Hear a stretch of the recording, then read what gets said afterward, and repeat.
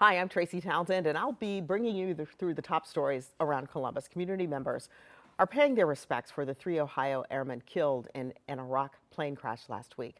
A restaurant here in Columbus is honoring one of them with a recipe as a lasting tribute.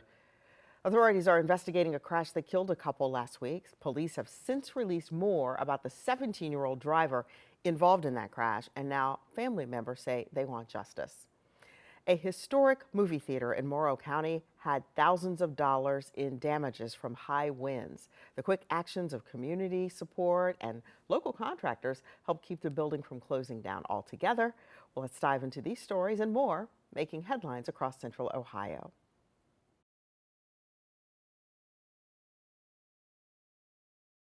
Columbus police say 4 people were in the car that struck the victims, 3 17-year-olds and 1 20-year-old man.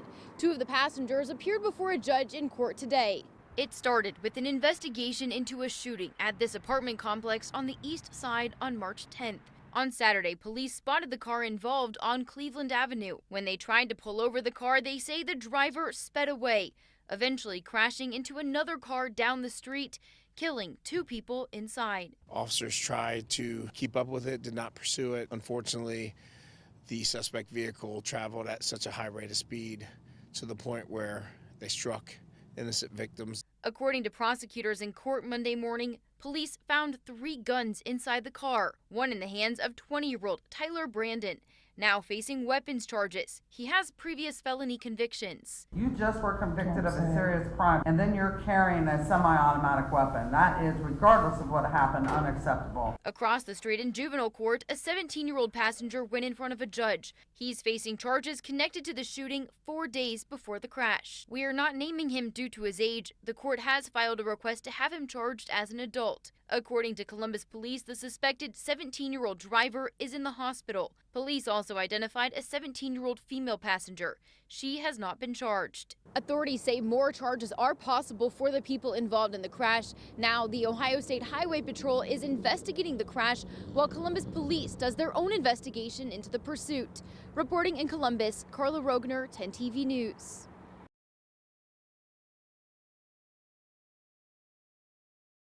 Her saying, "Hi, my baby," or my dad saying, "Hi, beautiful." Hey, beautiful. Hey. It's those warm and loving greetings that Sierra and Frantessa say they'll miss most from their parents. The mornings are definitely the hardest. The first maybe like 2 or 3 seconds I wake up, I kind of forget. 71-year-old Franklin Ward and 52-year-old Tessa Berry in the wrong place at the wrong time. Columbus police say a 17-year-old driver crashed into them while speeding away from officers. Police found 3 guns inside the car. I just really want them to really understand. I want them to see that how much this changed our lives, all of us. A 17-year-old driver and 17-year-old passenger are facing charges relating to a shooting that happened 4 days before the crash. A 20-year-old passenger is also facing weapons charges. A 4th passenger, a 17-year-old girl, has not been charged. Columbus police tell us officers had chased the suspect's car for less than 2 minutes before the driver crashed. Police now conducting an internal investigation into that pursuit. As Franklin and Tessa's children now plan their funerals, these sisters say they want answers and accountability from the driver and police. I'm trying to understand the fear he might have been going through because he was being chased, which I don't feel he should have been. A high populated area, residential, a school is close by. I need answers for this.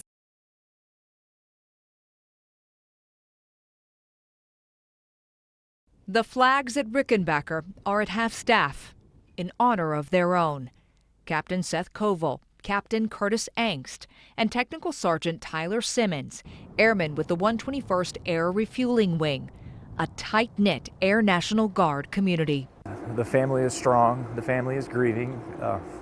Hearts are heavy. Significant loss of human treasure. The bond in the wing helping airmen support each other during this painful time. It's extremely difficult, but together we're stronger. Mid-air refueling happens 20,000 feet in the air, with aircraft just 20 feet apart. A delicate dance that takes immense skill. Is there such thing as a routine mission? There isn't. It's a dangerous job, but because we train so rigorously, because we have such great talent, the job can appear routine. I assure you it is not. And then we add a complexity of combat on top of what would appear to be routine. It's a very difficult environment that they're operating in. And yet, they raise their hand and say, I want to do it. And even after tragedy, the mission continues at home and overseas. So the location where these airmen were flying out of, they took a knee for a day. And the first airplane airborne was the 121st, the day after. I can't imagine that courage, that strength, but we build resiliency. That's what we try to do. It's difficult in these challenging times, but we have heroes. Ready to deliver more than fuel. Freedom and liberty is their product. That's what they deliver. Station Again, 10 TV News.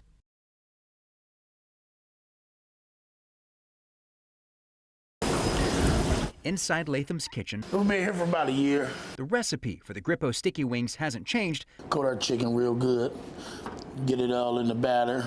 but the meaning and the name has. This is what Tyler likes right here. You can taste the seasoning in every bite. These are now called Tyler's Grippo Stickies, recently renamed after Tyler Simmons, the 28-year-old Columbus airman killed in Iraq. He loved it. Every time he come in, get a 10-piece, well done.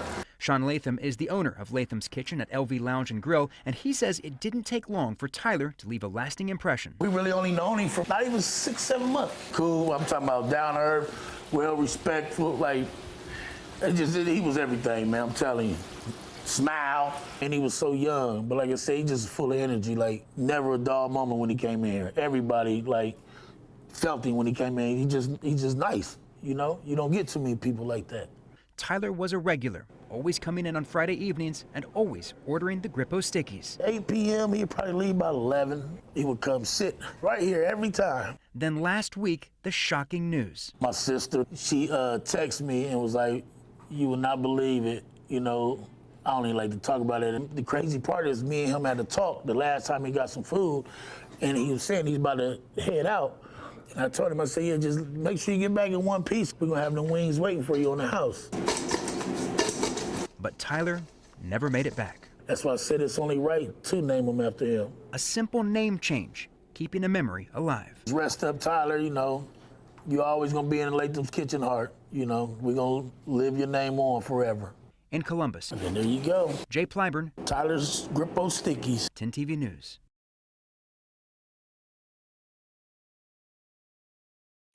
The video begins as Bucyrus police officers stop Erica Fumfgeld for erratic driving. Hello. How you doing? Good.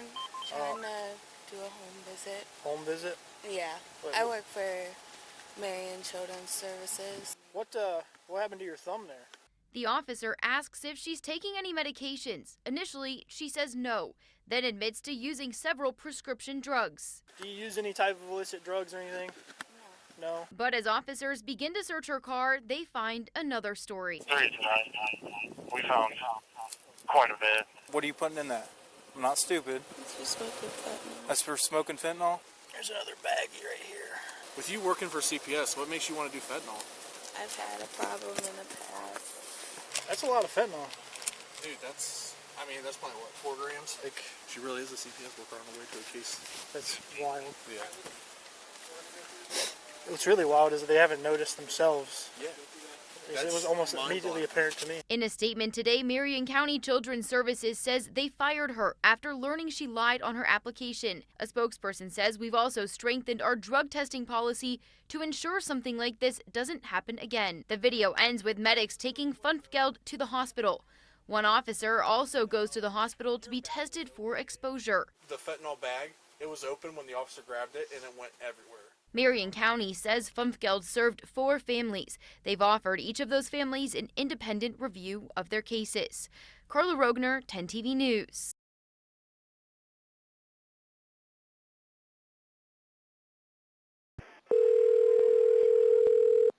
911, what's the address of the emergency? Oh yeah, it's not Duke and Duchess. I'm watching a robbery right now. That 911 call was made in December in Etna Township. You guys better hurry, like she's really struggling. When nearly a dozen law enforcement officers arrived, they didn't find anything. Quite a number of officers were tied up. Not only did it tie up our resources, but it also put our community in harm. Our officers responded with lights and sirens. So anybody that they passed, they were putting them in harm. If there was another active call going on, our guys were tied up. So it put a lot of stress on our agency at that moment, but it put more stress on the community because we couldn't respond to problems that they were having. Through an investigation, deputies quickly found the call was made from Jamie Waller. She was arrested, tried, and last week was found guilty of swatting. I don't think arrests are that common. It's very difficult to investigate that and come to an end. Usually it hits with some server in some foreign country. It's very difficult to pin it to a person. Prior to 2022, swatting was a misdemeanor offense. A law was passed that made it a fourth-degree felony. Given the fact that the suspect has been arrested, tried, convicted, what kind of a message do you hope it sends? I hope it sends a message to people that think they want to do something like that, that we as a society are not going to stand for it. We as law enforcement are not going to stand for it. We hope it deters them. And Waller was sentenced to 16 months in prison. In Licking County, Lacey Crisp, 10 TV News.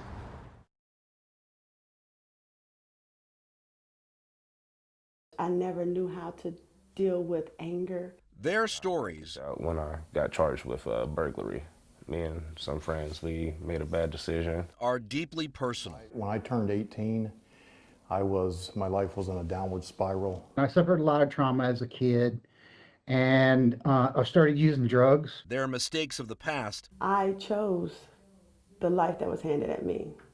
Drugs, alcohol, wickedness, destruction. Nearly derailed their futures. I did 2 years. They gave me 5 years probation. I decided one night to try to commit suicide by cop. I walked up to an officer while I was intoxicated and tried to take his gun. So I was in prison, I got on my knees and I was like, God, what do you want me to do? Their decisions left them with felony records. It haunted me for over 20 years. So this felony conviction was like a cloud over my life. That felony was inescapable. Yeah. They needed help. Do you feel redeemed? Yes, I do. And there it is. There it is, there it is. In February of 2024, Mike Justice received his official pardon, allowing him to move beyond his prison photo to become a parole officer. It was exhilarating. It was, I felt invigorated. He says it took several months to get approved. Michelle Orr says she waited 3 years. Without this program, where do you think you would be in life? Not a real estate agent or a notary for a fact. There's everything right there that I need. Donovan Robinson waited 2 years for his pardon before it arrived in December of last year. Just to have that barrier lifted is like basically a fresh breath of new beginnings. Every person we interviewed, the state didn't send me no notification or anything, told us the same story. They had no idea the expedited pardon project existed. And then I'm Googling expungements and came across Mike DeWine's pardon project, and I was just like, well, what's this? Michelle Orr is calling on the state to create a notification program. Somebody should reach out to people to see when they hit that 10-year mark. Under the law, they must live crime-free for 10 years to apply for a pardon. I asked Governor Mike DeWine about concerns over lack of notifications. Are you aware of this criticism, and do you think the program needs to do a better job of informing people about this? Well, I think the best way to inform them, quite candidly, is through you all. As for people like Donovan Robinson, I want to be an inspiration to my kids. He hopes to use his new freedom to become a firefighter or a 911 dispatcher. Chris Farrell's pardon gave him the opportunity to find a home. My wife was in tears. We finally got a place to live. We found somebody that would rent to us. He's now a substance abuse counselor. All of them, it feels like redemption, have an attitude of gratitude. If you could go back in time and talk to the 19-year-old self, what would you tell him? Don't do it. Don't do it. Make better choices.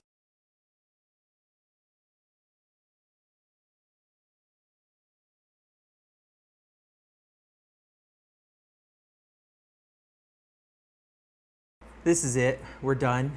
I couldn't believe it. That's what the Capitol Theater's co-owners thought Friday, when high winds damaged this more than 100-year-old building. The wind was just crazy. You know, we're on the west side of the square here, and there are no tall buildings or anything as a windbreak for us. We're the windbreak for downtown. We could see the metal just flapping. And as we started walking back further, we saw the first piece of metal go completely off the roof and over and onto the ground, and it's just heartbreaking. Winds toppling the chimney, even blowing out windows. And then we climbed up to see what the damage was. It was a real kick to the feeling that we were accomplishing something here, and it really brought us down. It's been a movie theater since 1921, and we didn't want to be the owners that had to close the doors. Did you think this could be the end of the Capitol Theater? I would say that there was a very brief moment on Friday where both my business partners and I threw up our hands and said this might do us in. Panels from the roof now piled up here in the backyard. The repairs could cost thousands, and they're still waiting to learn what insurance could cover. But in the meantime, community members lending a hand. Scrolling on Facebook, I saw Jamie's post on there. I sent him a message, said, hey, my dad's business does some roofing. If you guys need any help, need someone to come out and look, just let me know. And so they were here at 9 o'clock in the morning, and by the end of the day, they had crews here to get the tarp on the roof. And so together, we've been coming here since I was a child. We brought the kids here. The show goes on. I think with the support of our community, this business is going to be here for many, many years to come. Reporting in Mount Gilead, Libby Cathy, 10 TV News.